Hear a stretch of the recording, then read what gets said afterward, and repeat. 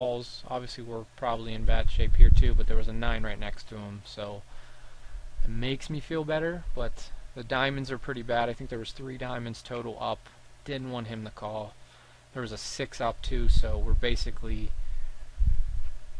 Wow, that is insanely nice. Uh, whatever card you call this. I'm gonna go ahead and bet. And he folds. That is crazy disappointing. But, I mean, it happens, so... we got some chips back from the disappointing hand that I didn't pay attention to before we got to see the cards, so we saw all the spades, so it wouldn't have changed anything really. So that's good at least. So now the Queen 9-4 is betting and the Ace Queen 7 is calling, and he's all in with just Ace High. Ace Queen 9. Wow, 2 pair, there you go.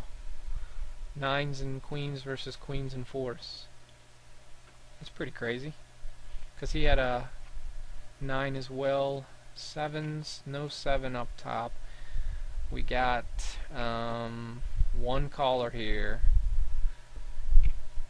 Wow, everybody's coming in here, huh? I don't think completing is going to do me much good here, so we're just going to hope no one else completes. And discount it. No 7, no 5. I think there was 110 right here.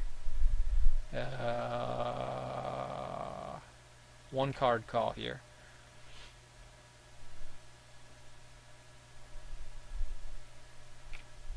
Oh, I did not expect that. One bit. Not one bit. Now we have to call this one and peel off absolute garbage for our hand. So we're going to check.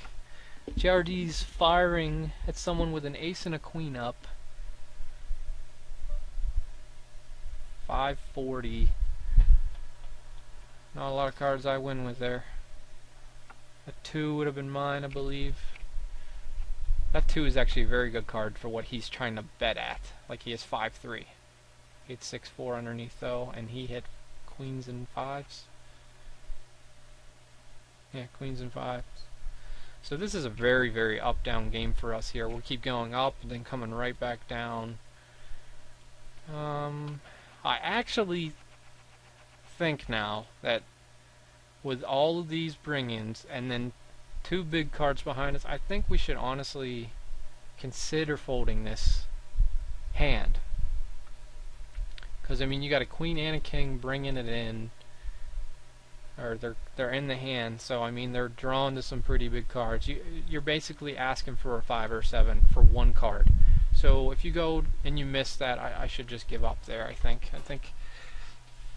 that was another terrible play by me here. We got a pair of 7s and jacks and flush. Never mind, flush.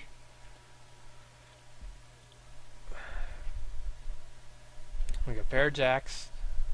Look at that. Aces, 2 aces and 2 queens, so I really like my jacks right now. If someone has a pair of aces or queens, more power to them. I'm going to go ahead and try to take it down. I'll take that down. That's fine with me.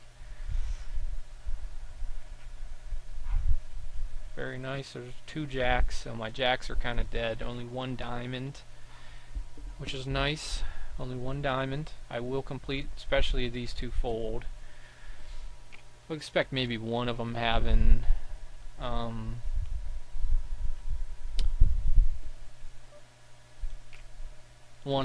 maybe like a decent hand to go with it, but I will take another 540 pot there. Walk. That's pretty nice. So starting to fight back a little, get some chips. Hopefully I can. I don't know what it is about stud, but it almost like accelerates my brain where I'm not thinking enough. Like I'm calling or betting way too fast. I should be re-going over some things in my head, looking at my chip count to see how profitable a call would be, kind of things. I'm getting way ahead of myself in these stud games. I think I play fast so I don't feel bored, I think, with these games. say the ace actually looks like a scare card, but it actually could be right up his alley there. But that 10 looks pretty good now. I'd say.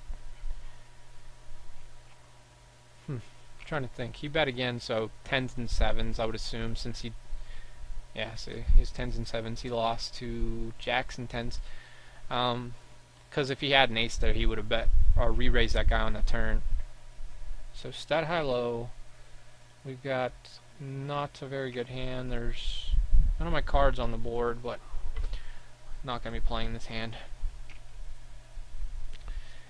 Because completing now, you have to take into fact that the low cards will call you now too, and you might be just betting with a high card versus somebody playing a low draw with an ace, and you can lose easily, kind of things. And these, so I need to keep reiterating that to myself so I don't make any ridiculous plays like I did. Like, I should literally probably, if I would have played all the Raz hands and the regular stud hands correctly, I should probably have another like 2 grand in chips in front of me. But I made some really, really bad plays. So hopefully if I keep telling myself how bad I am at stud, I will just slow down and play less stud hands. But you never know, I guess. The 2 looks like a good card for Buddy since he started with a 4. Queen looks like a terrible card though. Should probably, oh maybe, whoa.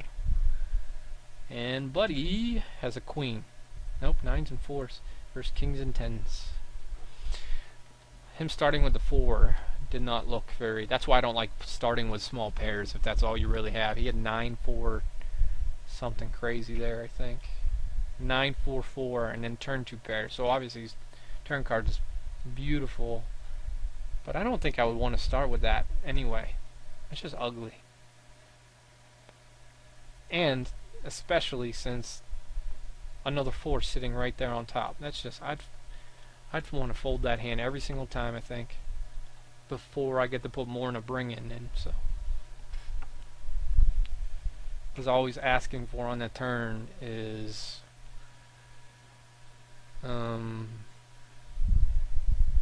4 cards in the whole deck, 3 9s and 1 4. So that's pretty crazy. It's an easy fold.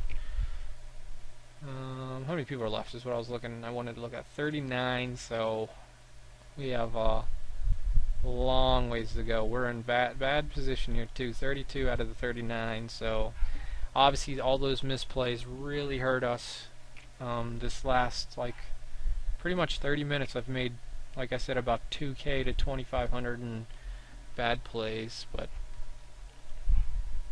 and then we lost a pretty nice sized pot in Omaha, or I mean Hold'em too. So Omaha's been my best game so far for the tournament, it seems like. But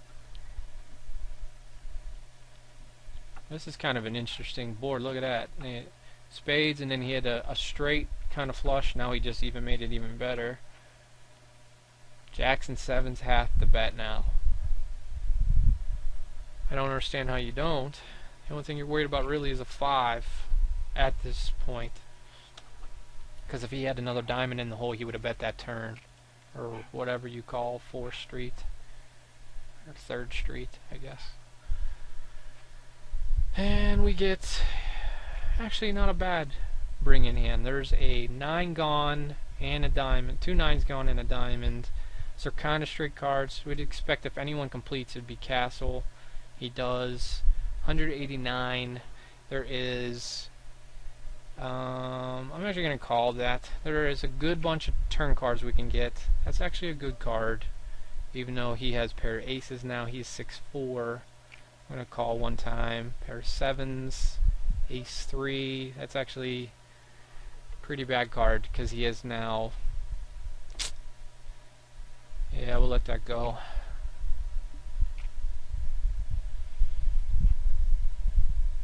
The 3 would have been mine.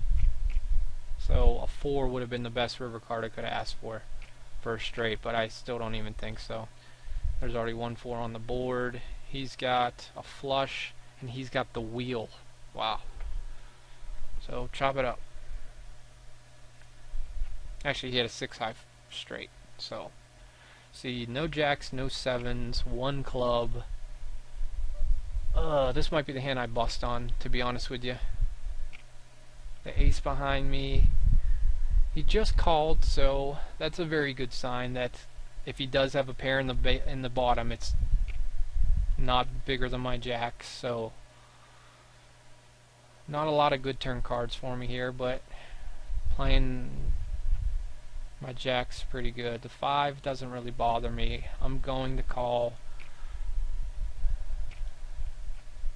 Jacks and 2s are good. I'm going to raise now. And hope he doesn't have a 5 wedged under there. If he does, good night. He doesn't, so that's good. And he takes the whole thing because he rivers an ace. And we're out of the tournament. 38th place. So that was a pretty eventful tournament. I played a lot of hands bad. But I mean, I don't really play stud a lot, so it was more of a learning curve there. I honestly called that I was going to probably get busted on that hand because Jack 7 is okay. I mean, when you're getting kind of low in chips and you're playing high-low, like I said earlier, you get called by a lot of low hands that end up getting bigger than you in a hurry. So it was fun. I mean, I wish I would have played a lot better. I could have played that entire tournament different. But what can you do? Thanks for watching again. I'm probably going to be done for the day, so please leave some comments, suggestions like usual, and I appreciate it. Thanks.